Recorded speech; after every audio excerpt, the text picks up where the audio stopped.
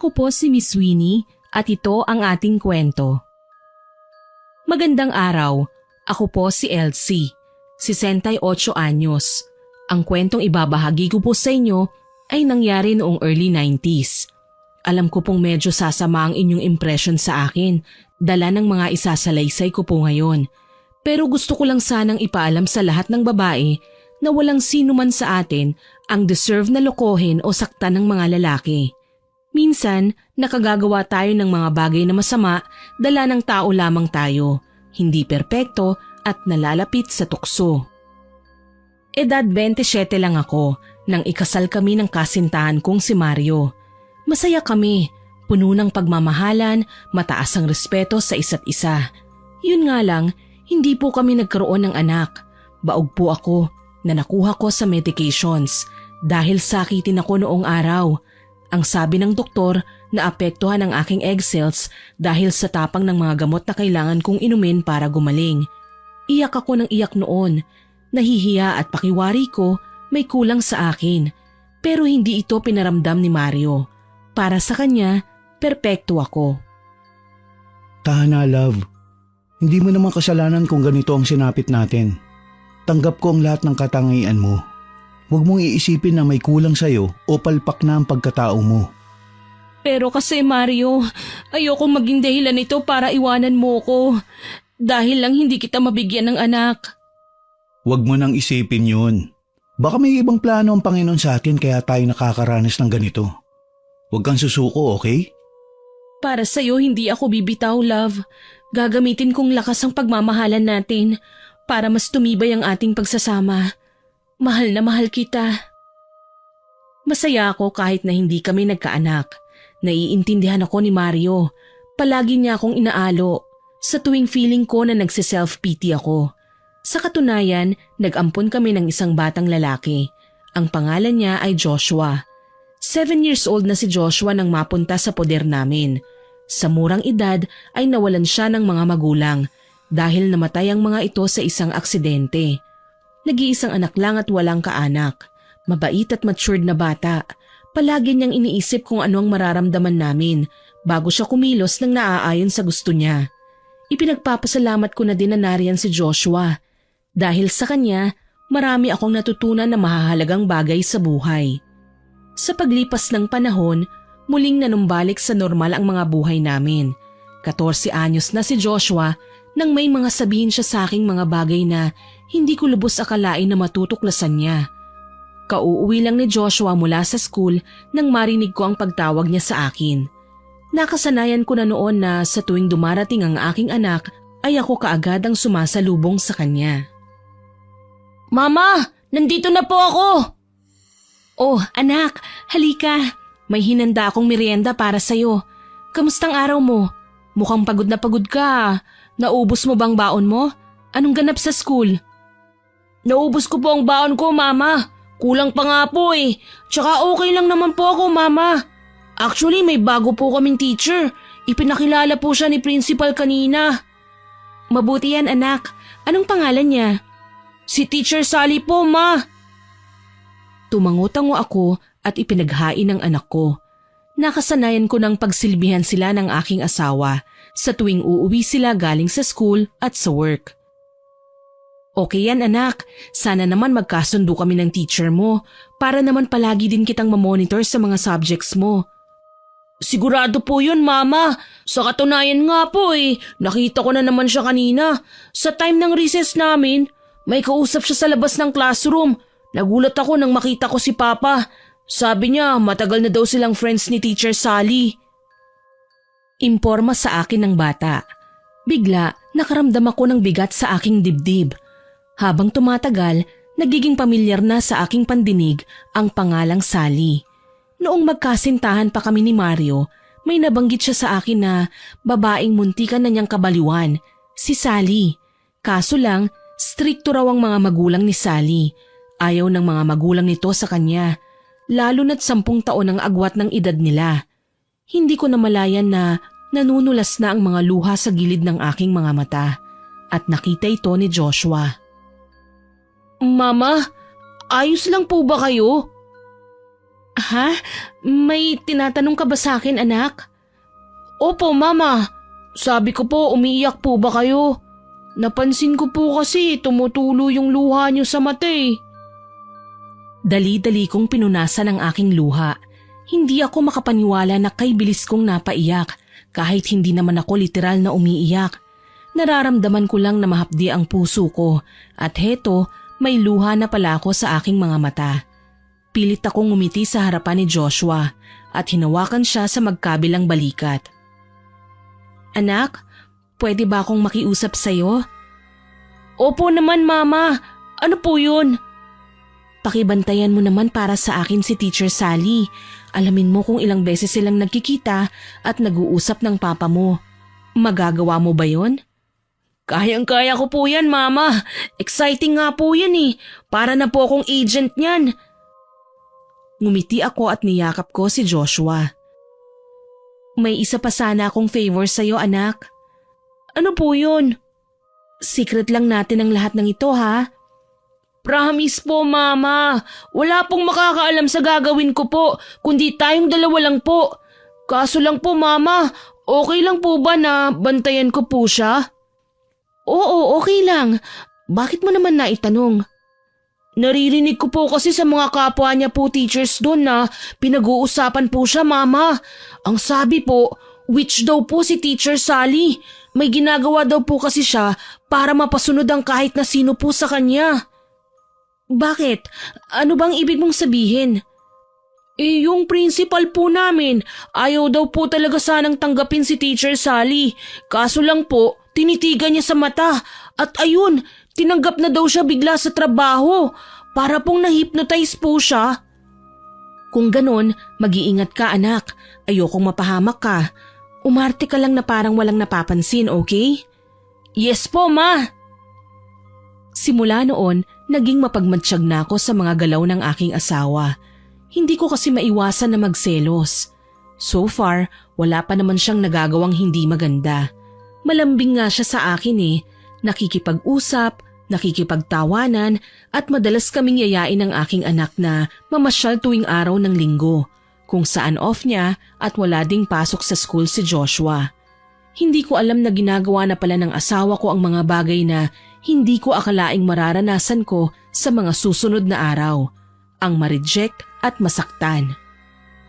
May kinuwento pa sa akin si Joshua na mas lalong nagpababa ng aking confidence. Yun ay ang makita niya raw sa sunod-sunod na araw sina Sally at Mario na magkasama. Minsan pa nga raw ay nagsusubuan sa kantin. Para silang walang kinatatakutan, walang mga delikadesa. Mas lalo akong naging mapagmatsyag sa aking asawa. May mga panahon na nagpapaalam sa akin si Mario na aalis. Ayaw naman sabihin kung saan siya pupunta at kung sino ang kasama niya. Minsan nagsasawa na din akong maghintay. Medyo gabi na siya kung umuwi. Mukhang pagod pero masaya. Gustong-gusto ko siyang tanungin ng mga sandaling yon. Kaso hindi ko magawa. Inuunahan ako ng hiya. Baka lang kasi nagkakamali kami ni Joshua. Baka walang basihan ang pagseselos ko. Isang araw nga, niyaya kami ni Mario na mamasyal. Nagulat ako kasi biglaan niya kaming inimbita. Parang biglang kabig siya sa kanyang mga desisyon. Hindi naman ako nagpatumpik-tumpik pa. Kaagad akong pumayag. Love, maligo ka na. Maaga tayong aalis ngayon. Saan tayo pupunta, love? Mukhang bago yan ah. Wala namang bago ah. Mamamasyal lang naman tayo. Tapos kakain sa labas.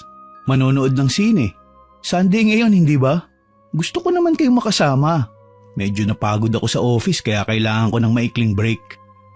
Mukhang maganda nga yan. Oo naman, sige, maghahanda na ako. Hayaan mo at sasabihin ko din kay Joshua. Bago pa man magtanghali, nasa isang mall na kami. Kakaunti lang ang tao. Masaya kaming naglalakad at nagwi-window shopping nang biglang lumitaw sa aming harapan si Sally. Kagaya ng dati, walang ipinagbago ang babae. Maganda pa rin siya at palangiti. Ewan ko ba kung naaalala pa ba niya ako.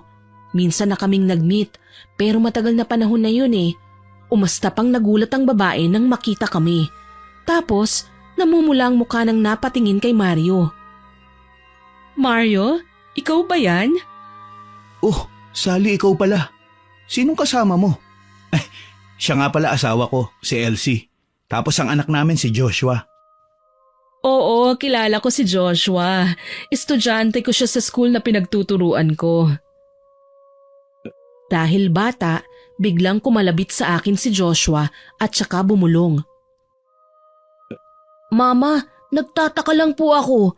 Bakit kung umarte si Teacher Sally na nakita ko parang hindi niya ako kilala. At saka si Papa din po. Hindi binanggit na nagkausap na po sila sa school. Nakita ko po sila Maraming beses na po. Hayaan mo na sila anak. Mukhang may sarili na din naman silang mundo.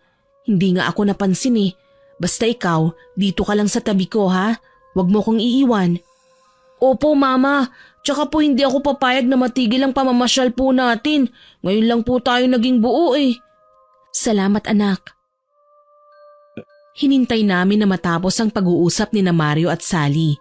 Ito pa lang ang ikalawang pagkakataon na nakita ko ang babae, pero hindi ko maintindihan kung bakit nakakaramdam ako ng pagkairita sa kanya. Idagdag pang tila ba sinasadya niyang kapag hahakbang na si Mario paalis ay tsaka naman siya magsasalita at itong si Mario naman hihinto tsaka sasagot sa babae. Dahil sa kanilang ginagawa, literal na nagpipigil na ako ng inis. Tumikhim ako at pilit nang inisian ang kausap ni Mario. Excuse me lang miss ha, may lakad pa kasi kaming mag-ama ko I hope you don't mind. Ganun ba? Sayang naman. Gusto ko pa sana kayong makausap Tsaka pwede bang i-invite ko na lang kayo mag-lunch? Libre ko na. Nanggigigil ako bigla sa sinabi niya. Gusto raw kaming kausap, pero silang dalawa lang naman ni Mario ang nagsasalita. Nariyan pa kung makatitig sa kanya si Sally, tila ba mauusog na ang aking asawa. Siguro, totoo nga yata ang sinasabi sa akin ni Joshua na pinag-uusapang witch ang kanyang teacher.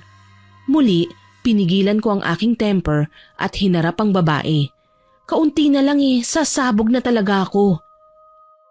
Naku, salamat na lang. Pero family day kasi ito Kailangan naming magbanding kasi isang linggo din kaming busy sa kanya-kanyang duties. Tsaka hindi mo rin kami kailangang ilibre. May pambayad kami sa gagastusin namin sa pamamasyal.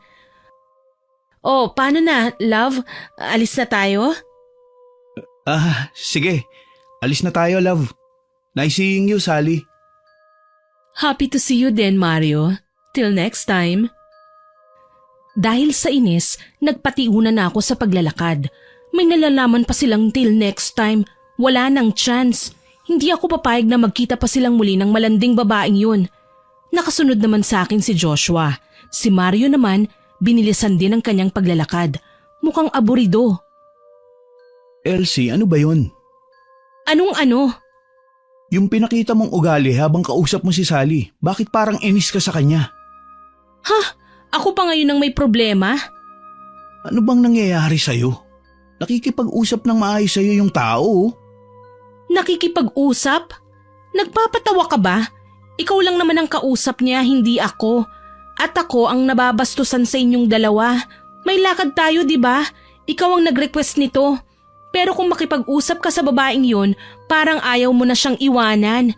Hindi ka ba marunong tumanggi? Hindi nga niya kami nakikita Humakbang ako at sinubukan siyang iwan. Si Joshua naman, mangiyak-ngiyak na binibilisan ng hakbang para lang makasunod sa akin. Hindi nagsasalita ang bata. Kagaya ko, mukhang nawalan na din siya ng gana. Napansin din ito ni Mario at nakita kong lumalambot na ang ekspresyon ng mukha niya. Teka lang, sorry na, okay? Na-amaze lang ako. Hindi ko kasi akalain na magkikita pa kami makalipas ang ilang taon. Ayos din Talagang nangarap ka pang magkita kayo? May pamilya ka na ha? Baka lang nakakalimutan mo. Love naman Uminit ang ulo ko at sinubukang sabihin sa kanya na alam kong nagkita sila noong isang linggo sa school pero hindi ko na isinatinig yon. Isang ideya kasi ang pumasok sa isip ko. Isang paraan para malaman kung ano ba talaga ang meron. Simulat sa pool, ngayon lang ako nakaramdam ng ganito. Ng matinding selos at ayaw kong nararamdaman kong ito. Nawawala ng gana, pilit kong hinaplos ang mukha ni Joshua na noon ay nakatingala lang sa amin. Naaapektuhan din ng bata sa nangyayari sa amin ni Mario. Ano, tutuloy pa ba tayo? Oo naman. Family day to, hindi ba? Huwag nating sirain ang araw na ito, please. Hindi naman namin sinisira ang araw na ito eh. Depende na yun sa pagkakaintindi mo sa mga kilos namin. Pabalang kong wika sa kanya. Siguro nararamdaman ni Mario na nagagalit na naman ako kaya hindi na lamang siya sumagot pa sa akin. Dali-dali kaming pumasok sa pinakaunang restaurant na nadaanan namin. Kakaunti lamang ang mga tao roon pero napasimangot na naman ako nang makita ko sa may counter si Sally. May dalang tray na may lamang pagkain. Otomatikong kumurbang ngiti sa kanyang muka. Hi! Nandito din pala kayo. Ikaw pala, Sally. Masarap ang food nila dito. Order na kayo. Hi, Joshua. Inis na ako ng mga sandaling yon. Hindi ko alam kung mananampal na ba ako o sisinghalang ko ang babaeng pilit na sinisira ang aming araw. Kahit pa sigurong hindi naman siya aware dito. Ang ending, bumulong na ako kay Mario. Love, lumipat na tayo ng ibang restaurant. Halika na. Wika ko sa kanya sabay hila kay Joshua at tinititigan si Sally. Mauna na kami ah. Ibang resto ang gusto naming pasukan eh. Mama! Pasensya na, Sally ha. Kailangan na naming umalis. Sayang naman. Love! Singhal ko at tinalikuran na ang babae. Sinusubukan sanang magsalita ni Mario habang humahabol sa akin pero hindi ko siya binigyan ng pagkakataon. Selos na talaga ako. Sakto naman may restaurant sa di kalayuan at doon na kami pumasok. Mabuti na lang wala nang asungot na pwedeng manggulo pa sa amin. Ano bang nangyayari sa'yo, love? Ikaw ang magsabi niyan sa akin. Bakit ang defensive mo kapag tinatanong kita tungkol kay Sally? Kailangan ba talaga natin pag-awayan to? Hindi na sana eh. Pero napapansin ko kasi nag-iibang pakikitungo mo sa akin kapag kausap mo na si Sally. At kung pwede ha Mario, iwasan mo ng babaeng yan. Kung sakali man na nasa isip mo na makipaglapit ulit sa kanya, wag mo nang ituloy. Magkakagulo lang tayo. Yun lang at sinigurado ko nang wala kaming pag-uusapan. Hanggang sa dumating na ang aming in-order na pagkain ay hindi na namin napagtalunan pa ang mga bagay na yon. Hindi ko din alam kung saan banda ako nagkamali. Ang alam ko lang, tila ba nagkaroon ng pader sa pagitan naming dalawa ng aking asawa dahil ramdam ko na may nagbago sa kanya. Madalas nang gabihin sa pag-uwi si Mario. Kapag dumarating naman siya sa bahay, hindi na siya naghahapunan. Kapag naghahanap naman ako ng paraan na makausap siya, nagkakaroon siya ng excuse para iwasan ako at manatili sa sala hanggang sa antukin na lamang ako.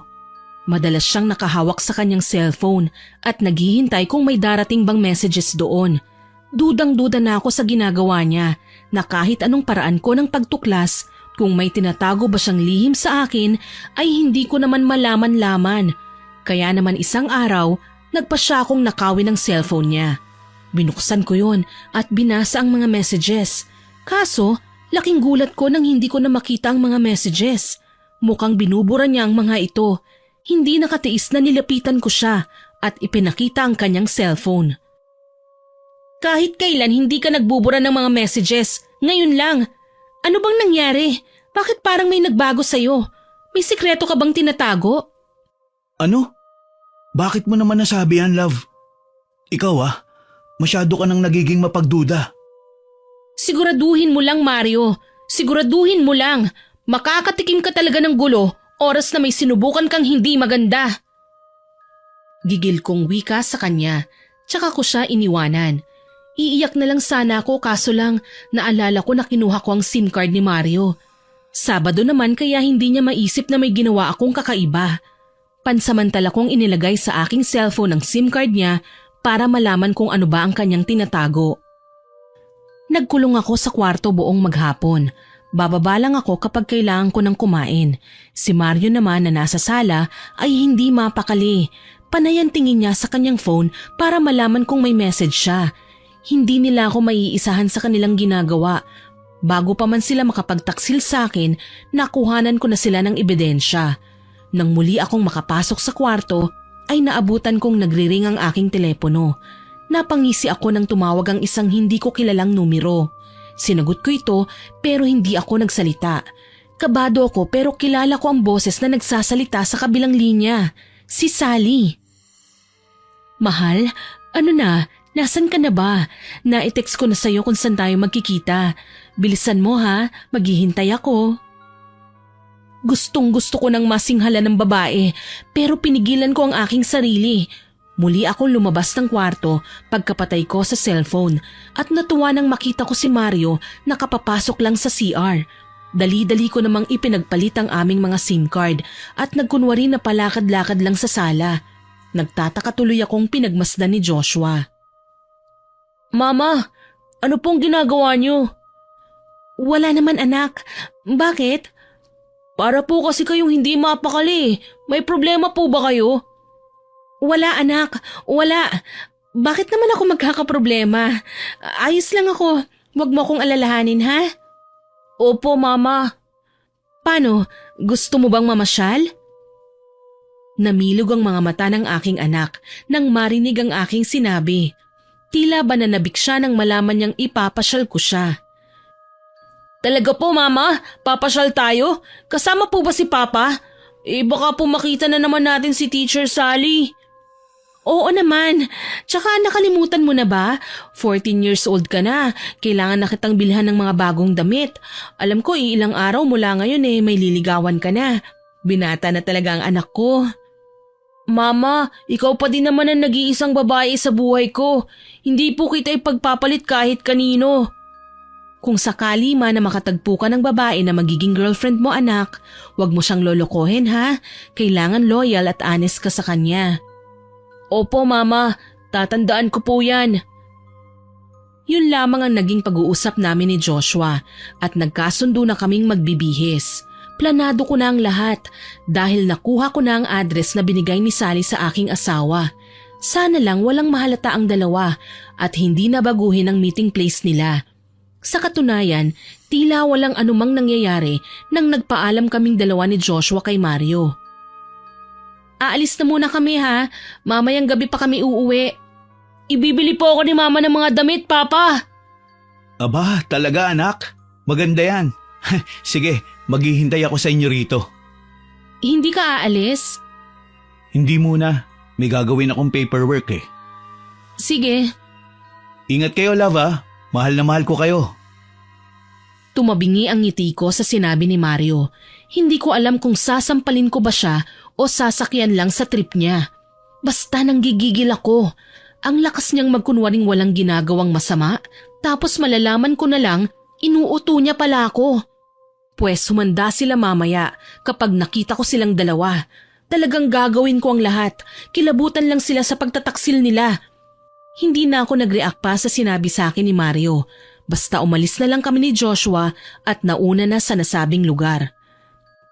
Pagdating namin sa mall, dinala ko sa isang butik si Joshua. Binilhan ko siya ng damit at pantalon. Saktong palabas na kami nang makita ko sina Sally at Mario na magkasama. Ang kamay ni Sally ay nakaangkla sa braso ng aking asawa. Sa totoo lang, uminit kaagad ang ulo ko. Pero pinigilan kong gumawa ng skandalo. Ayokong masaktan si Joshua. Ayokong iparamdam sa kanya na hindi siya enough kaya nagawa pa ng papa niya na magluko at maghanap ng ibang babae. Sinadya ko silang sundan ng hindi napapansin ni Joshua. Ang dalawang makakate sa matatao pa talaga nagtungo, parang pinagtatakpan ng kanilang mga kasalanan. Hinayaan ko lang sila hanggang sa makarating kami sa paboritong spot ni Joshua sa mall, sa may bookstore na may libreng libro na pwedeng basahin. Nilingon ko saglit ang aking anak. Gusto mo bang maupo na muna rito? May bibilihin lang ako sa isang butik doon. Sige po mama, dito na lang po muna ako at marami na ang pinamili natin. Sige anak, salamat ha. Okay lang po ako mama. Nang makaupo na si Joshua at nakakuha na ng libro, kaagad na akong umalis. Sinundan ko sina Mario at Sally nang hindi ko hinihiwalayan ng tingin. Galit na galit ako. Alam kong kalabisan na ang inaakto ko bilang asawa pero wala silang karapatang lokohin ako. Nakita kong pumasok sila sa sinehan. Ikinalma ko pa ang aking sarili. Kahit kating-kati na itong mga kamay ko na manabunot. Pumila ang dalawa sa ticket booth. Nang makita kong hinalikan ni Sally ang aking asawa, ay hindi na talaga ako nakapagpigil. Dito na nag-alboroto ang aking loob at mabibilis ang mga hakbang na nilapitan sila. Mga walang hiya kayo! Gulat na gulat ang dalawa, maging ang ibang tao sa ticket booth. Sina Sally naman at Mario, hindi nakapiyok. Ang dalawang manloloko, nagyakapan pa sa isa't isa nang makita kong papasugod na. Agaran kong hinilang buhok ni Sally na naunang nakalingkis ang kamay kay Mario. Mga hayop kayo? Anong ibig sabihin nito? Ginagawa niyo ito habang nakatalikod ako? Love? Huwag ka naman mag-iskandalo dito, please. Anong love? Love mong mukha mo. Natatakot ka sa skandalo? Ganito naman ang ginagawa niyong mga makakati kayo. Ikaw babae, teacher ka pa naman, pero pariwara kang tao. Mga agaw ng asawa. Wala akong inagaw sa'yo. Talaga? Wala kang inagaw? Pwes, heto, ipapakita ko sa'yo kung anong inagaw mo. Nagkumpulan ng mga tao nang makita nilang hinila ko si Sally sa mas malawak na sahig at doon kong inungud-ngud. Nagsisigaw siya ng tulong habang panay naman sa pagpigil sa akin si Mario, pero hindi ako nagpaawat. Hindi ako bulag, babae. Alam ko kung anong ginagawa nyo. Mga hayop kayo. Wala kang karapatang saktan ako. Walang yaka rin. Ididemanda kita. O sige, gawin mo. Akala mo ba natatakot ako sa'yo? Mga hayop kayo. Umagang-umaga naglalampungan kayo. At ikaw naman, Mario, akala mo ba hindi ko kayo makikita rito? Akala nyo bulag ako, ha? Mga buwisit kayong hayop kayo. Sasamain kayo sa akin. Gigil na gigil at hinihingal kong wika. Tuluyan na kaming naawat ng mga gwardya. Pinaglayo kami sa isa't isa. Sinubukan pa akong gantihan ni Sally, pero labis lang ang aking tuwa nang hindi niya ako natamaan. Feeling ko, panandalian akong naging demonyita ng mga sandaling yon. Ang gaan-gaan ng mga kamay kong nanakit sa dalawang manloloko. Para mas mapahiya pa ang dalawa, hinarap ko ang mga nagchichismisang mga tao sabay duro kay Sally. Nakikita niyo ba ang babaeng yan? Mag-iingat kayo sa kanya. Alam niyo bang inahas niya ang asawa ko? Teacher pa naman yan, pero hindi na kontento sa binata. Yung may asawa pa ang hanap niya. Nagbulungan ng mga tao, baka sa kanilang muka ang matinding disgusto kay Sally at iilan sa kanila ang nagkomento. Malandi pala ang babaeng yan pasikatin natin. Bagay sa mga babaeng kagaya niya kinakalbo. May asawa na nga ang lalaki, nililingkisan pa. Ahas nga talaga. Gusto kong tumawa na umiyak ng mga sandaling yon. Inaalalayan ako ng isa sa mga umaawat na gwardya at inabutan ako ng mineral water. Ilang sandali pa, nakita kong humahangos na papalapit sa akin si Joshua. Nag-aalala ang kanyang muka. Si Mario naman, hindi na sumama kay Sally na noon ay iika-ikang nagtungo sa isang drugstore para bumili ng gamot para sa galos at sugat na natamo niya mula sa akin. Siguro masama na ngayon ang tingin ng iba sa akin dahil sa ginawa ko. Pero sana maintindihan nila ako. Isa akong asawa.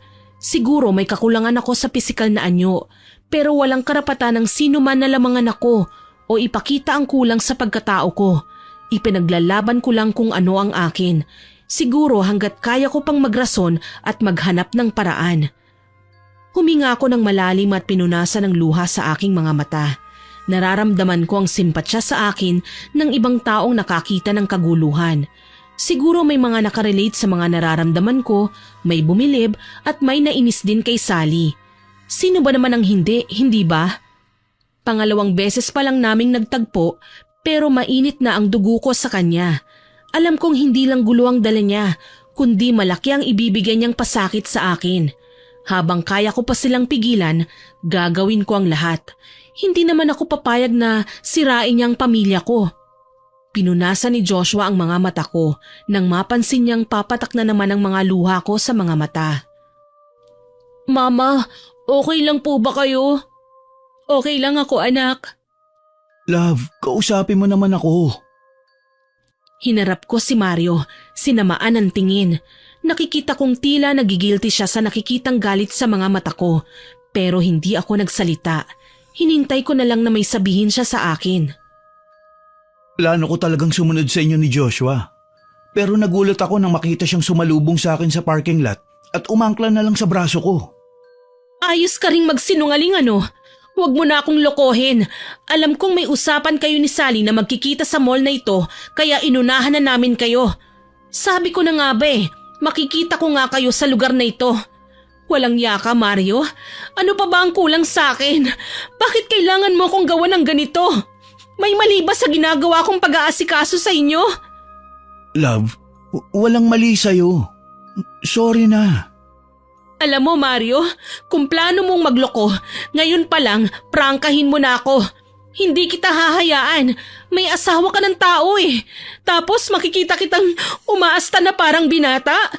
Hayop ka? Muli na naman akong humikbi at umiyak sa mga bisig ni Joshua. Nararamdaman kong awang-awa sa akin ang anak ko, kaya naman ni walang kahit na anong katagang namutawi sa labi niya. Dala nang nasira na ang araw namin sa ikalawang pagkakataon, nagyaya na akong umuwi. Magkaagapay kami ni Joshua habang bitbit ang mga pinamili namin, samantalang si Mario naman ay animo tuko na nakabuntot lang sa amin.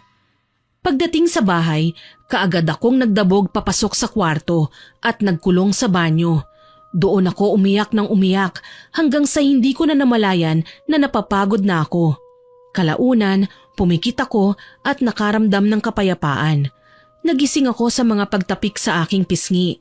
Nasa banyo pa rin pala ako. Bakit dito ka natulog, Elsie? Magkakasakit ka niyan. Halika na, lumipat ka na sa kama. May paki ka pa? Kung dun ka na lang kaya kay Sally, tutal siya naman ang first love mo, hindi ba? Naghihinanakit kong wika sa kanya. Totoo naman na first love niya ang babae at hindi ako natutuwa sa aking mga nalalaman. Pangalawa lang ako noon sa buhay niya, pero sana naman isipin niya na asawa niya na ako ngayon. Ako na ang priority niya at ang pamilya namin. Sana lang talaga patayin na niya ang nararamdaman niyang yun. May asawa na siya Hindi na siya dapat pang maglagay ng kung ano-anong maruruming bagay sa isipan niya. Ipinakita niya sa akin kung gaano siya ka-guilty. Yung tipong may luha sa kanyang mga mata na nahihiya siya sa kanyang ginawa. Parang ayaw kong maniwala. In the first place kasi, kung talagang ayaw niyang magkasira kami, hindi niya i-entertain ang babaeng makatipa sa higad kung makalingkis sa kanya. Tumayo ako at naging mabuhay ang aking pagkilos. Dumiretso higa ako sa kama at hindi pa rin siya pinapansin. Maya-maya pa, may naisip akong paraan para mapatunayan niya na iiwasan na niya ang babaeng yun. Tsaka lang kami magkakabati kapag sinunod niya ang gusto ko. Bumangon ako at kinuha ko ang kanyang cellphone. Iniabot ko ito kay Mario. Bakit? Anong gagawin ko dyan? Tawagan mo ang higad mong kabit. Kausapin mo siya. Sabihin mo sa kanya na yung kanina, last nyo ng pagkikita yon, na hindi na mauulit pa. Sabihin mo na hindi mo kailangan ng ibang babae sa buhay mo dahil may asawa at anak ka na. Huwag ka na niyang guluhin, yun ang sabihin mo. Ano? Hindi ko naman siya kabit, Elsie. Tatawagan mo siya o magkakagulo tayo ngayon? Kilala mo ako, Mario. Mabuti akong tao. Hindi ako kailanman gumagawa ng iskandalo. Huwag mong hintaying may magawa akong hindi maganda sa babae mo bago mo pa siya idagdag sa pamilya natin. 3 lang tayo, baka nakakalimutan mo. Wala ka nang idadagdag sa pamilya natin. Napayuko si Mario pagkatapos ng sinabi ko. Kailangan kong malaman ang magiging reaksyon nilang dalawa. Kapag may isang umangal, pareho silang makakatikim ng ganti na hindi nila aakalain. Mabuti na lang, tinawagan nga ni Mario si Sally. Naka-loudspeaker ito kaya rinig na rinig ko ang usapan nila.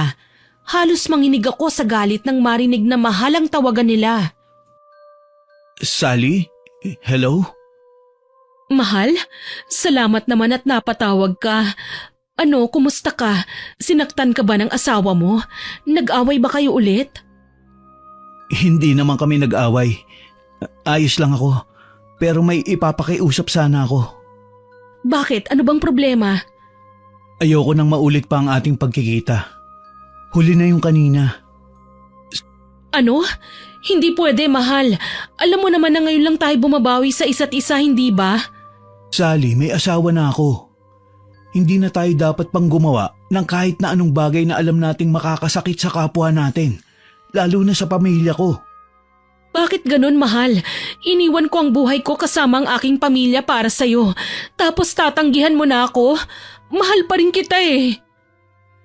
Nang gagalaiting inagaw ko ang cellphone at ako naman ang nagsalita. Tinaasan ko ng kilay si Mario. Pinagbantaan ko lalo na't nakikita ko na tila ba naaawa siya sa mga sasabihin ko pa kay Sally. Malanding babae, hindi ka ba nakakaintindi? May asawa ng lalaking gusto mong idamay sa kakatihan mo. Pwede lang ha, kung hindi mo matiis ang kakirengkingan mo, mag-GRO ka na lang sa club. Doon maraming kakamot sa'yo. Ha, ang lakas ng loob mong makapagsalita. Bakit? Porke ikaw ang pinakasalan? Akala mo ikaw na talaga ang mahal? Natural, malakas ang loob ko. Ako ang legal na asawa. Eh ikaw naman, sabit ka lang na pilit pang nangangalabit. Peste kang malandi ka? Makapagsalita ang sobrang perpekto. Alam mo, huwag kang madamot.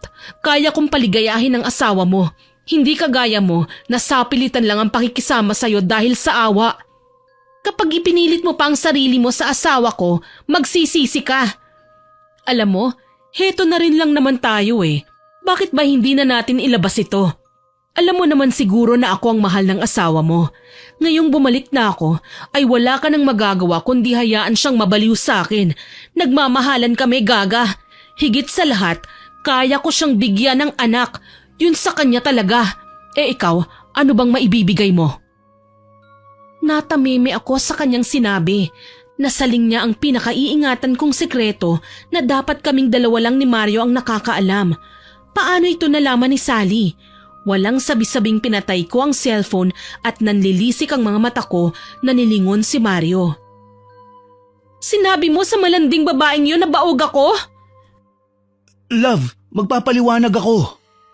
Hayop ka, Mario! Asawa kita! Ikaw dapat ang numero unong nagtatago ng mga sikreto natin laban sa ibang tao. Paano mo nagawa sa akin to? Love! Tinulak ko si Mario sabay sampal sa kanyang kaliwang pisngi gamit ang aking kanang kamay.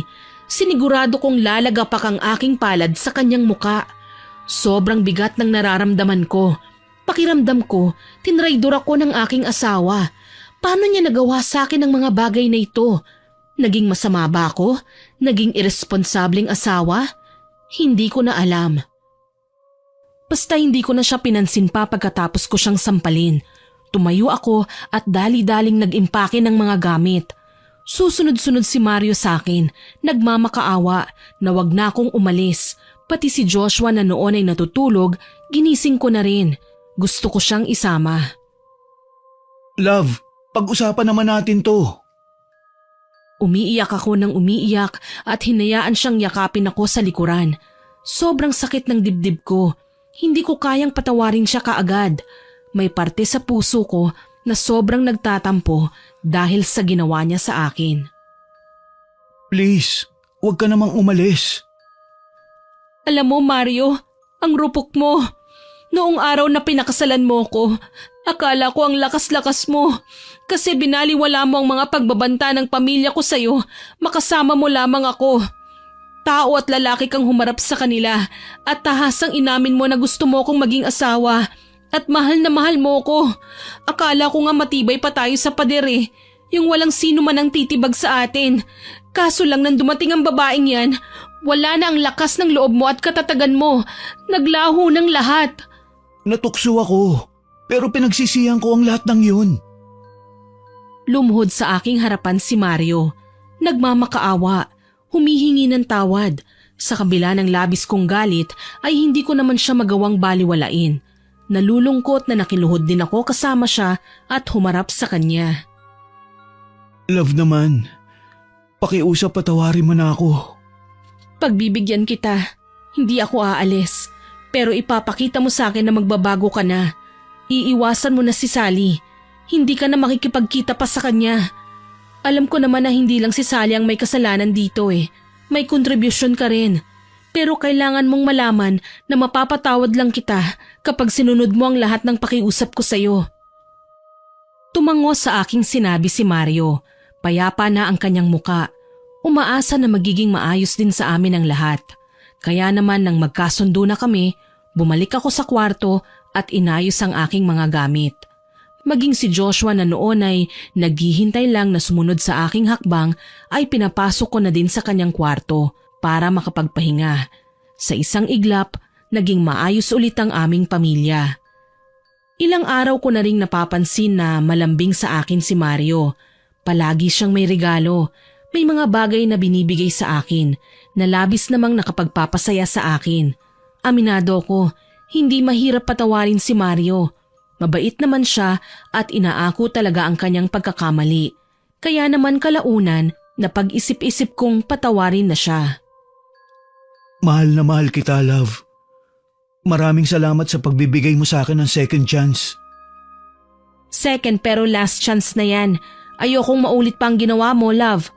Huwag mo nang ilalagay sa alanganin ng sitwasyon ng pamilya natin. Masaya tayo ng 3 lang. Walang dadagdag at walang aalis. Gagawin ko ang lahat. Maging masaya lang tayo palagi. Tama na ang minsang kaguluhan. Sorry kung munti ko nang masira ang pamilya natin. Okay lang yon.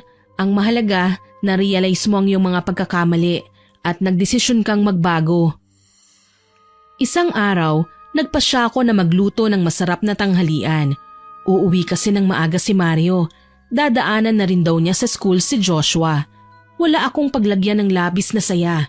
Sa wakas, makukumpleto na ulit ang aming pamilya.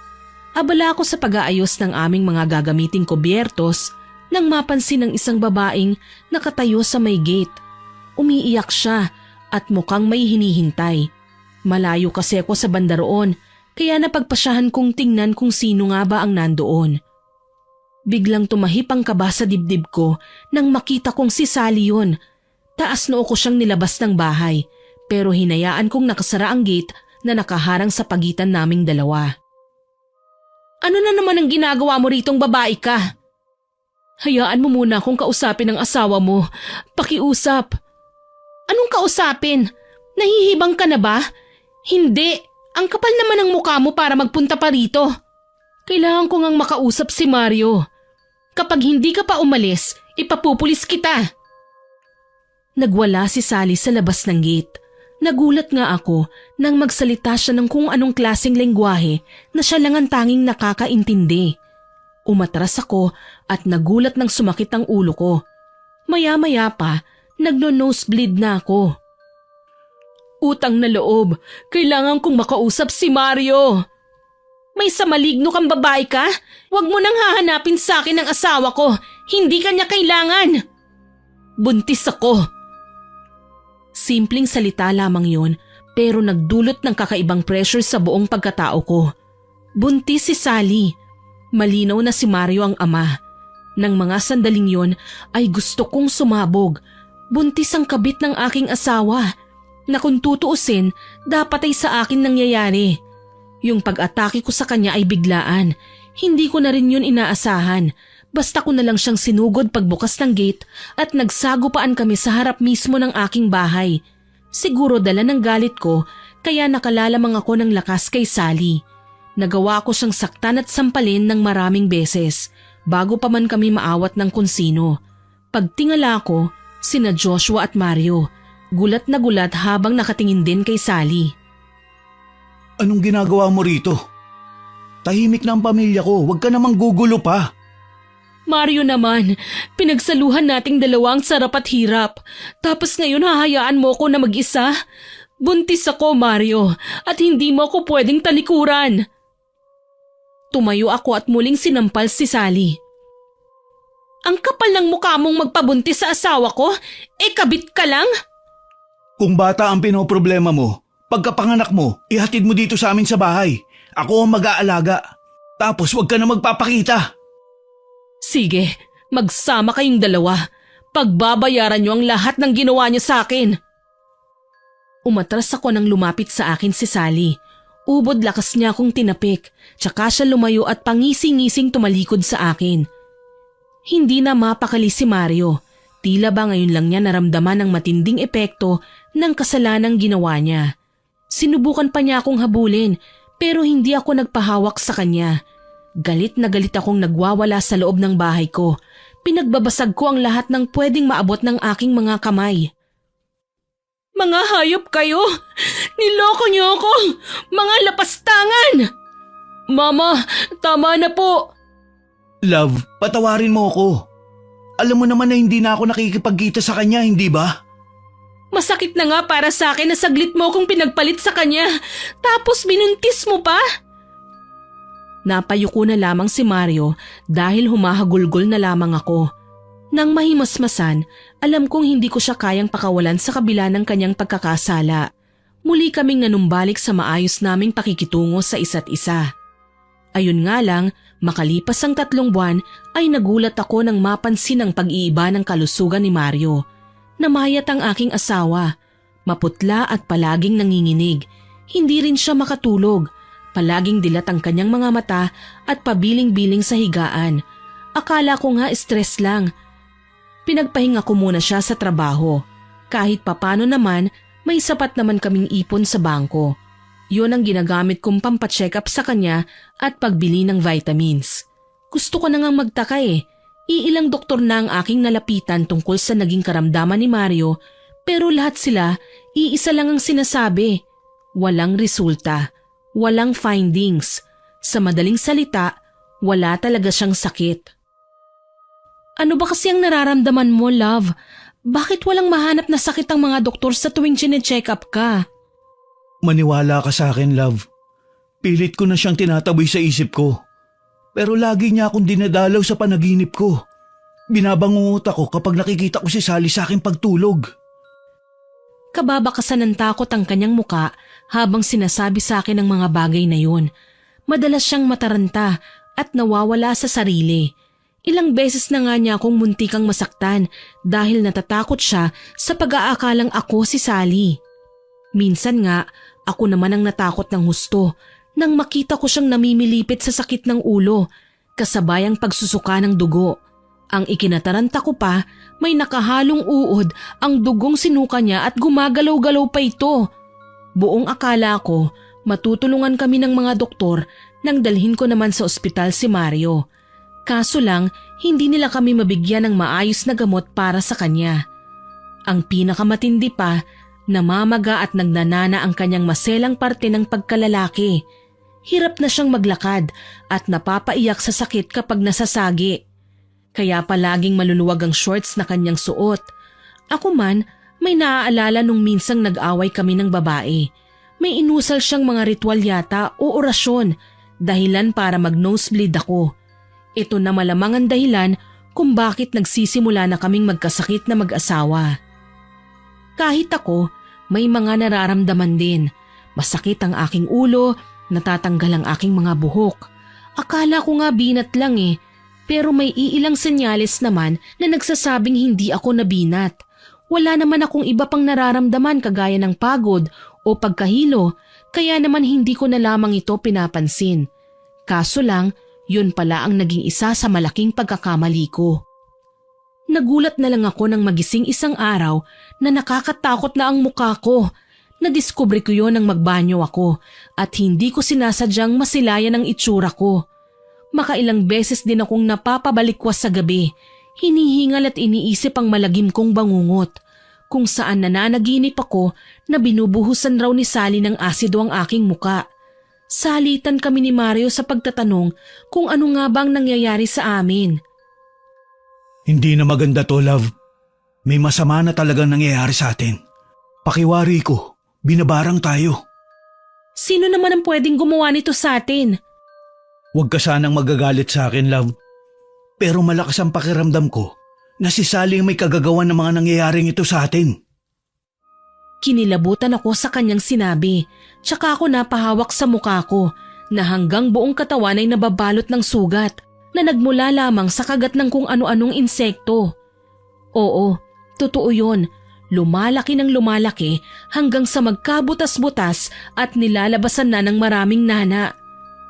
Noong una, nagagawa ko pang buhusan ng alkohol ang mga sugat dahil nawawala ang kati at sakit na aking nadarama. Ngunit habang tumatagal, hindi na ito umeepekto pa. Kapag nagpapabili naman ako ng agwa oksinada, ay mas lalong nandidiri lang ako sa aking sarili at nagtataasan ng mga balahibo kapag nakikita kong bumubula ang bawat sugat tuwing nabubuhusan ko ng nasabing likido. Literal na nakakadiri, kaya naman naisip kong magtago sa aking kwarto. Habang tumatagal, lumalala pa ng lumalala ang aking karamdaman. Mas nakakadiri, mas lumalansa ang amoy ng aking silid. Umabot sa puntong ayaw ko nang tumanggap ng bisita eh. Kaso lang, kung gaano kalala ang kalagayan ko, mas doble ang sakit na iniinda ni Mario. Sa pagkakataong ito, kinausap ko ang aking asawa. Huwag kang mag-alala, hindi ako papayag na hindi makahanap ng gamot para sa ating mga karamdaman. Ano ba ang ibig mong sabihin? Sa albularyo tayo pupunta. Kailangan nang mawakasan ang paghihirap natin. Masyado na akong nagdurusa, Mario.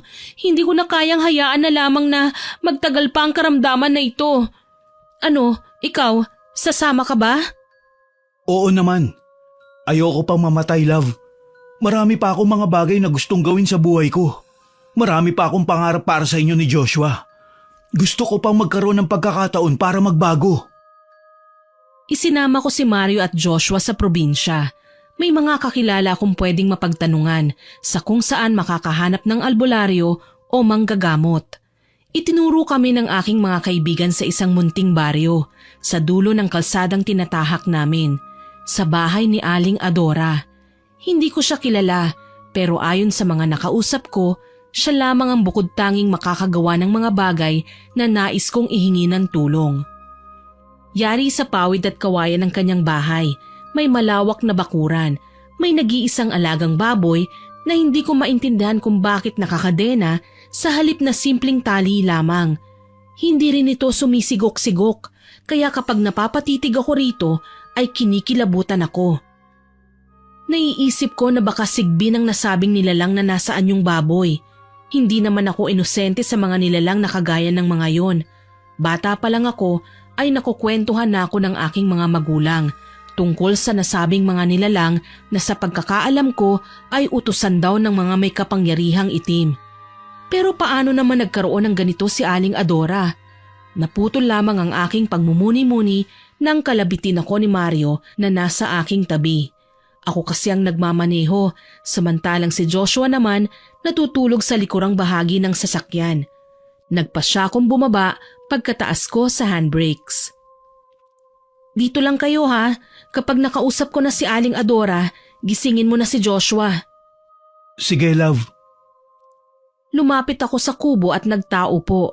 Nakailang tawag ako hanggang sa may nagbukas ng pinto at dumungaw ang isang matandang babae na may maputing buhok at nakasuot ng duster na bulaklakin. Kunot noong napatingin siya sa akin. Magandang araw po, Aling Adora. Ako nga po pala si Elsie. Hindi ako nang gagamot. Pasensya na. Umalis ka na at ako'y marami pang gagawin. Mabilis sanang isasarado ng ginang ang pinto. Kaya namang dali-dali akong humarang. Hindi ako papayag na pagsarhan lang niya ako ng pinto nang hindi ko siya nakakausap. Kailangan kong malaman kung may magagawa ba siya para sa akin. Aling Adora, saglit lang po. Hindi po ako masamang tao. Kailangan ko lang kayong makausap. Umalis ka na. Wala akong panahon sa mga kagaya mo. Aling Adora naman. Umalis ka na kung ayaw mong ipahabol kita sa alaga kong aso. Wala akong nagawa kundi ang tumalikod na lamang at bumalik sa kotse. Siyempre, ayaw ko namang mahabol ng aso. Hindi ko pinangarap na magmukhang kaawa-awa ako sa paningin ng iba, pero sobrang kawawa na talaga ako sa mga nangyayari sa akin ngayon. Lulugulugo akong lumayo sa kubo. Nagtataka naman na napatingin sa akin si Mario. Kaya yuko ang ulo kong pumasok sa sasakyan. Doon na ako nagpunas ng aking luha. Nagkausap ba kayo, love? Oo, kaso lang tinaboy niya ako eh. Ayoko namang pilitin at baka masama ang kanyang mood. Ipapahabol pa nga raw niya ako sa aso eh. Hayaan mo na. Balikan na lang natin bukas. Kailangan natin ng tulong eh. Bakit ayaw man lang nila tayo pakinggan o kahit malaman lang ang sitwasyon natin? Ganito na ba talaga tayo kasumpa-sumpa para wag na nilang bigyan ng pagkakataon? Tahana, basta hindi tayo titigil hanggang hindi natin siya nakakausap. Magtiwala ka lang, haharapin din niya tayo. Tumango ako at pinaandar na lamang ang kotse. Umuwi kami na wala man lang akong nakuhang kahit na kaunting impormasyon o tulong na pwedeng ibigay sa akin ng matanda. Pagdating sa bahay, pinagpahinga ko na ang aking mag-ama ng maaga. Ako naman nanatili sa balkonahe habang sumisimsim ng alak. Hindi ko maiwaglit sa isipan ang mga nangyayari sa amin ngayon. Ang problemang dinala ni Mario na may kinalaman kay Sally. Gustuhin ko mang kausapin ang dalaga, wala na raw siya sa school na pinagtuturuan niya. Hindi na pumapasok pero naroon pa rin naman daw ang mga gamit niya. Nang mahiga ako sa tabi ni Mario, akala ko makakatulog kami ng maayos sa gabing yun. Pero minuto lang ang nakakalipas nang mapansin kong namimilipit na naman si Mario habang panay ang paghingi ng tawad. Nanginginig at hindi niya malaman kung paano tatanggalin ang sakit na kanyang nararamdaman. Ako man ay nag-alala kaya napilitan akong bumangon at inalalayan ang aking asawa. Love, anong nangyayari sa'yo? Masakit na naman, love. Masakit na naman. Napapikit na lamang ako habang pinakikinggan ang kanyang mga daing at tatungal na labis kong ikinalulungkot. Bumangon siya at sinubukang umihi. Kaya naman napalunok ako sa takot nang makitang may mga bukol-bukol na ang kanyang pagkalalaki na naninilaw na at mukhang mabubutas. Diyos ko, anong klaseng karamdaman ba ito? Pinarurusahan na ako. Karma ko na nangyayari sa akin ngayon. Teka lang, tatawagin ko si Joshua. Kailangan niyang sumama sa atin. Dahil sa pagkataranta, inalalayan ko si Mario at ginising si Joshua. Aalis tayo anak. Pakihanda ang mga gamit ni Papa mo. Gumising ka na dyan, please. Opo, Mama. Ihahanda ko na po ang mga kailangan po nating dalhin. Mangyak-ngyak na pumasok ako sa kotse. Hindi ko alam kung kanino ko ba ibabaling ang aking sisi. Sa akin ba dahil nanakit ako ng tao? O kay Mario dahil nakipaglapit siya sa babae? O kay Sally na kalandian niya? Halos mabaliw na ako sa kaiisip. Natagpuan ko na lang ang aking sarili na minamaneho ang kotse at binabagtas ang kalsadang papunta kina Aling Adora. Malalim na ang gabi, malamang natutulog na ang mga tao. Pero namataan ko si Aling Adora na nasa kulungan ng alaga niyang baboy. Nakita kong kinakausap niya ang hayop na para bang isa itong normal na tao. Hindi ko na lamang ito pinansin. Desperada na ako na makahanap ng tulong. Aling Adora, tulungan niyo po ako. Kailangan namin ng tulong niyo. Maawa naman po kayo, Aling Adora. Oh. Wala na kaming mapuntahan. Ilang beses ko na bang sasabihin sa'yo na hindi nga ako manggagamot? May ipapabarang po ako sa inyo.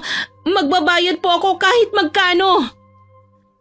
Napatitig sa akin ang ginang at tinitigan ang aking muka. Maya-maya, napatingin naman siya sa aking likuran sa kinaroroonan ni na Joshua at Mario. Asawa mo? Opo, Aling Adora. Si Mario po. Kailangan ko po ng tulong niyo. Maawa po kayo sa amin. Alalayan mo ang asawa mo. Papasukin mo sa bahay. Bilisan mo. Napaiyak ako at nagpasalamat sa kanya. Dali-dali naman ako na inalalayan si Mario habang pupungas-pungas naman na nakasunod sa amin si Joshua. Naawa ako sa bata kahit nakikita niyang gahalimaw na ang anyo ko at mistulang matandang uugod-ugod ang kanyang ama, hindi niya kami sinukuan. Palagi pa rin siyang sumasama sa amin. Tuloy, mas lalo kong minamahal ang aming ampon na higit pa sa tunay na anak. Pagpasok namin sa loob, hinarap ako ni Aling Adora. Ikaw, tanggalin mo yan takip mo sa muka. Pero Aling Adora, paano ko magagamot yan kung tinatakpan mo? Huwag ka mag-alala at hindi ako maselan sa mga ganyan. Sige na, bilis na. Wika niya kaya napilitan akong tumango. Tinanggal ko din ang telang nakatakip sa aking muka at nakaramdam ng pagkailang. Nalalanghap ko ang lansa ng amoy ng nana sa aking muka. Pati na yata ang mukha ko, kalunos-lunos na ang itsura. Gusto kong maiyak. Nagmistulang miserable ang kalagayan namin ng aking pamilya. Nakakaawa lang na pati si Joshua ay kailangan pang madamay. Humarap si Aling Adora sa kanyang altar at may kinuhang langis. Ipahid mo ito sa mga sugat mo sa balat. Wala kang lalagpasan. Kailangan kabisado mo lahat ng sugat nang sa gayon matuyo ang lahat ng yan. Maraming salamat po. Ikaw ang asawa, hindi ba? Po? Sabi ko, ikaw ang asawa. Bakit ka nagpapatalo sa kabit lang? Sus, kung ako yan, malamang nagkagulo na. Pasusukahin ko ng puro bubuyog ang babaeng yon. Ibig po bang sabihin? Oo, tama ang hinala mo noon pa man. Mambabarang yang kabit ng asawa mo. Pero huwag kang mag-alala at maibabalik natin sa kanya ang ginawa niya sa inyo. Tinablan kayo kasi nagpatapik ka sa kanya. Malamang matagal na niyang binabalak ang bagay na ito. Gusto kanyang palitan sa posisyon mo. Hindi lang asawa mo ang gusto niya, iha. Pati ang buhay na meron ka ay labis niyang kinaiinggitan. Napayuko ako at umiyak. Hindi ko akalaing magagawa nga talaga ni Sally na bigyan kami ng ganitong karamdaman. Napakawalang niya talaga. Nakita ko naman na hinarap ni Aling Adora si Mario na noon ay nakayuko lang ang ulo. Guilty ka sa ginawa mo. Huli na yan, iho. May asawa ka naman kasi. Bakit kailangan mo pang mag-sideline sa iba? Sabihin mo sa akin ang totoo at wag na wag kang magsisinungaling. Kailangan mong isalaysay ang lahat kahit sa mismong harapan ng asawa mo. Inaamin ko po, nagkamali ako. Ang totoo po niyan, matagal ko nang gustong magkaroon ng sariling anak. Yun lang naman po talaga. Walang yaka talaga, Mario. Binalak mo na talaga akong saktan noon pa man. Hindi ko naman yung ginusto. Totoong mahal kita, love. Pero napamahal na rin sa akin si Sally. Napakarami niyang pinagdaan ng sakit nung nagkahiwalay kami. Hindi ko naman inilihim sa iyo ang bagay na yun, hindi ba? Saka natuwa ko sa ideya na magiging tatay ako. Sariling dugo at laman ko. Humihingi ako sa iyo ng kapatawaran dahil nagawa kitang pagtaksilan. Alam ko na mali ang ginawa ko. Pero sana intindihin mo naman ako. Tao lang ako. Nadadarang din sa tukso. Pagkakakong natawa sa kanyang sinabi, sinamaan ko siya ng tingin. Nadarang sa tukso dahil tao ka lang? Nababaliw ka na ba? Anong tawag mo sa akin? Hindi ba ako tao? Kaya ba ginusto mong maghanap ng iba dahil akala mo hindi ako masasaktan? Hayop ka pala eh. Sinira mong pamilya natin. Ngayon sabay pa tayong nagkasakit na kung tutuusin dapat ikaw lang. Sana ikaw lang ang nagdurusa ngayon. Ano to? Pinaglalaruan niyo ako? Kapag saya, dapat kayo ang magkasama? Ngayong may sakit ka na at alagain pa, sa akin ka uuwi kasi ako ang mag-aasikaso sa'yo? Tarantado ka pala eh. Ilang beses ba ako kailangang humingi sa iyo ng tawad? Nagbago na ako, di ba? Saka lang naman niya ginawa sa atin ang bagay na to kasi nga binaliwala ko na siya eh. Tama na ang drama. Naiirita ako. Ikaw lalaki, huwag mong ipapasok sa kung saan saang butas yang armada mo. Ayan, di mukha ng basuka. O siya, hubad na. Sa mismong harapan ko, nahihiyaman ay napilitan si Mario na maghubad.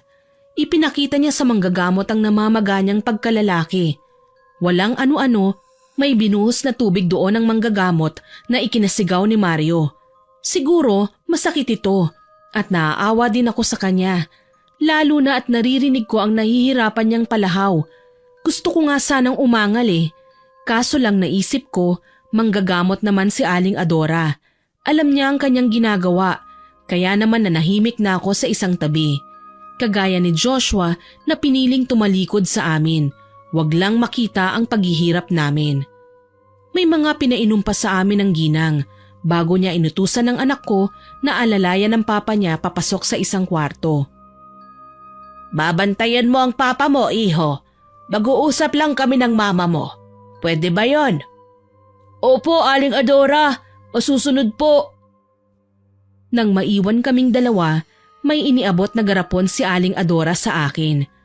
Nagulat ako dahil may laman itong mga buhay na bubuyog. Nagtataka ako at puno ng katanungan ng mga mata na hinarap siya para sana itanong kung para saan ang mga yon. Aling Adora, ano pong gagawin ko rito? Yan ang gagamitin natin sa bumarang sayo. Hindi ka pa man pumupunta rito ay alam ko na ang sadya mo. Alam ko na ang mga pinagdaanan mo at ang pasakit na nararamdaman mo. Sa totoo lang, naaawa ako sa'yo. Pero hindi niyo po kami tinulungan nung una. Sinusubukan ko lang kung hanggang saan ang katatagan ninyo. Ngayong may napatunayan na ako, hindi na ako magdadalawang isip na tumulong sa inyo. Ang kwento sa akin ni Aling Adora, siya man daw ay nabiktima ng matatamis na pangako noon ng kanyang asawa. Kaso lang, kagaya ni Mario, hindi rin nakontento sa kanya. Sa katunayan niyan, nagkaanak pa nga raw ang kanyang asawa sa iba at mas pinili ang babaeng yon kesa sa kanya. Masaya na rin naman ako kahit nag-iisa, iha. Walang tatraydor sa akin at walang manloloko. Pareho po pala tayo ng naging kapalaran. Tama ka. Kaso lang iba ka sa akin. Naging matapang ka at nakahandang ipaglaban ang pamilya mo mula sa nagbabalak na manira nito. Samantalang ako hindi ko na piniling bawiin siya. Hindi niya ako minahal. Yun lang ang masakit. Kaya isang masamang bagay ang inialay ko sa kanya na magbibigay ng leksyon sa kanya. Yun ay ang parusahan siya at bigyan ng karamdaman. Nasaan na po ang asawa niyo ngayon, Aling Adora? Patay na. Hindi niya nakayanan ang binigay ko sa kanyang karamdaman. Nasaktan ako, pero naisip ko na mas okay na din ang ganon kesa naman paulit-ulit niyang gawin sa iba ang ginawa niya sa akin. Natahimik ako sa kanyang sinabi. Hindi ko akalain na ganun lang kadali para kay Aling Adora ang magbigay ng parusa. Buong akala ko nga, patatawarin niya ang kanyang asawa. May mas malupit pa pala sa akin. Gayunpaman, alam kong mas okay na kung nasan man ngayon naroroon ang kanyang asawa. Wala na siyang lolokohin pa. Wala na ring masasaktan. Muli kong naalala ang garapon at ipinakita ito sa kanya. Paano naman po ito, Aling Adora? Kilala mo ba ang buong pangalan ng babaeng muntikan ng sumira sa buhay ninyo? May larawan ka ba? Opo, meron po ako. Kumpleto po ako. Wika ko sa kanya at ipinakita ang aking dalang larawan. Napangisi si Aling Adora nang makita ang bagay na iniabot ko sa kanya. Magaling! Maganda yan! Maisasagawa na natin kaagad ang paglipat ng karamdaman ninyo sa kanya. Paano po? Manood ka. Natahimik ako nang makita si Aling Adora na dinadasala ng larawan ni Sally na may nakasulat na buong pangalan niya. Naramdaman ko ang paghangin ng malakas, kaya bigla akong kinilabutan. Sabi pa niya, wag raw akong magdarasal dahil mawawala ng bisa ang kapangyarihan niya. Kaagad akong tumalima at nanatili na lamang sa likuran niya. Ilang salitang Latin ang inusal niya, hanggang sa mapansin kong tila may sariling isip ang mga bubuyog na nananatili sa kanilang kinaroroonan. Para bang mas gusto nilang hintayin kung ano ang iuutos sa kanila ng kanilang amo. Ipinasok ni Aling Adora ang larawan sa loob ng garapon. Nang maipwesto ito roon ay pinatungan niya ng itim na kandila ang takip ng garapon. Sabay dasal muli at sinindihan ito. Kalaunan, nakita ko na lang na nagkakagulo ng mga bubuyog sa loob na para bang tinutusok ng kanilang mga suyod ang kanyang muka. Binubutasan nila hanggang sa hindi na makilala. Kalaunan, ngumisi si Aling Adora na animoy natutuwa sa kanyang ginawa. Ako naman, napapalunok na lamang sa aking mga nasaksihan. Ngayon lang talaga ako nakakita ng ganitong klaseng gawain, kung saan buhay pa ang isang tao, literal nang sinusunog sa impyerno. Pagkatapos noon, hinarap ako ni Aling Adora. Huwag kang mag-alala. Ilang araw mula ngayon, gagaling na yan mga sugat mo. Yung malandi mo na mag-asawa, magiging maayos na rin.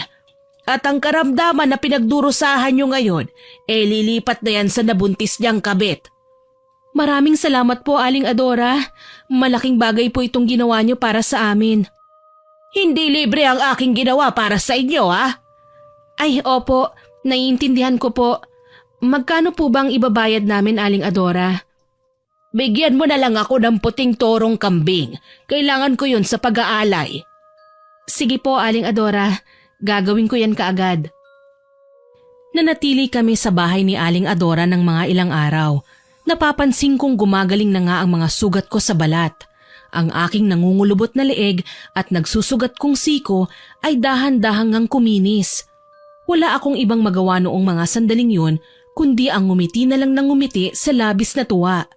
Sa katunayan nga niyan, ayaw ko na yatang umalis sa salamin dahil sa katititig.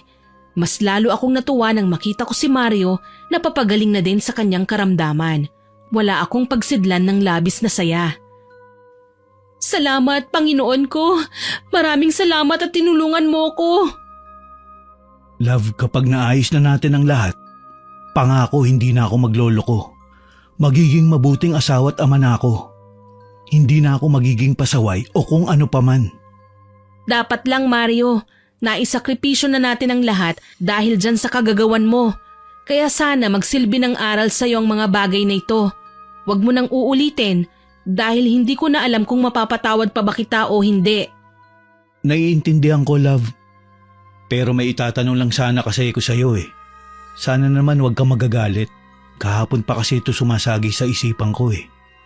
Ano ba yon? Ano na mangyayari kay Sally? Bumuntong hininga ko. Sa totoo lang, naaawa ako kay Sally. Gusto kong isalba ang kanyang anak pero hindi ko naman alam kung paano siya kakausapin.